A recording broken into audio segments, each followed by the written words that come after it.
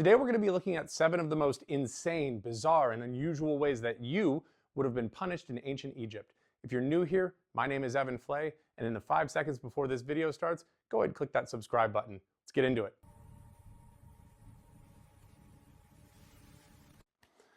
Now, when it comes to ancient punishments, there's a few things that more or less come into play when determining the consequences. And the first is pretty simple. It's the nature of the offense. Because in basically every culture around the world, being late on a payment is generally seen as less severe than, say, murder. The next element is whether or not, and to what extent, religious philosophies contribute to the severity of consequences and the speed with which trials, if there even is one, are carried out. Finally, the last thing taken into consideration would be the resources available to these cultures. Ancient societies loved to pair torture and capital punishment with unique aspects of their communities, such as dangerous terrain or bodies of water or natural predators. With this in mind, while Egypt is known for projecting order and harmony, if you violated that balance, punishments could be deeply symbolic, humiliating, and oftentimes terrifying. And here's the thing. What makes Egyptian punishments especially bizarre is not just the brutality, but how ritualized and afterlife-oriented they were. And with that, off we go. Up first is a punishment that isn't always a punishment: being buried alive. Sometimes a king would have his most trusted guards or acquaintances, spiritual advisors, buried with him, with some evidence suggesting that a handful may have still been alive when they were restrained and buried. Other times, being buried alive was reserved for some of the more unforgivable crimes in ancient Egypt, such as high treason against the pharaoh, sacrilege, and grave robbing. Either way, both applications pretty much stopped around the start of the Second Dynasty.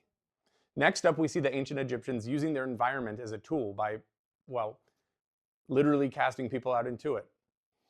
Exile into the desert, also known as the living death, was a punishment reserved overwhelmingly for those who had committed political offenses, such as corruption, political disloyalty, or abuse of office. As the Egyptians were, and still are, a deeply spiritual culture, nothing was more important than how you are remembered. The living death was feared not for attacking your survival, but for attacking your identity. Exile meant no legal standing, no family remembrance, no transition into the afterlife. To ancient Egyptians, the horror came not from being dead, but from essentially being uncounted. Egypt's next method was something that we've seen repeated time and time again on at least 5 continents: burning alive. As we've noted already, nearly all of the punishments from ancient Egypt incorporate at least some degree of religious fundamentalism, and this method is no exception. Those who were convicted of certain forms of treason, grave robbing, and temple desecration were burned alive, not just for the immediate effects, but also because this would destroy the body completely, preventing mummification and any chance of crossing over into the afterlife. Moving on, if you were found to have plotted against the pharaoh or grievously betrayed the state as a high-ranking official, you would have been extended an offer by the high court. You may take your own life or be publicly destroyed. And there was no spectacle, and most importantly, the state never touched the body. If they stayed hands off, the state remained ritually clean. The condemned typically perished via the blade or poison, and little fanfare was made of the sentence. Make no mistake though, the choice was real, but refusal was not. Our next method involves perhaps the most famous Egyptian death in history: Cleopatra.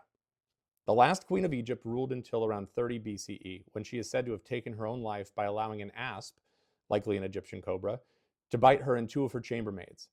Whether she used snakes or just poison, we know that asps were used as a form of punishment for traitors and enemies condemned by royal decree. What's important, though, is that these are not courtroom sentences, but they are descriptions of divinely sanctioned killing. And that matters, because in Egypt, if the gods execute you, that is punishment. The penultimate method of punishment in ancient Egypt was likely the most feared at the time. A sentence that, once carried out, would strip you of everything. We don't have an Egyptian label for this, but later scholars called it damnatio memoriae, essentially the act of erasing you from reality. Your name was chiseled off monuments, your face scratched out of reliefs, and records were altered so that it was like you never even existed.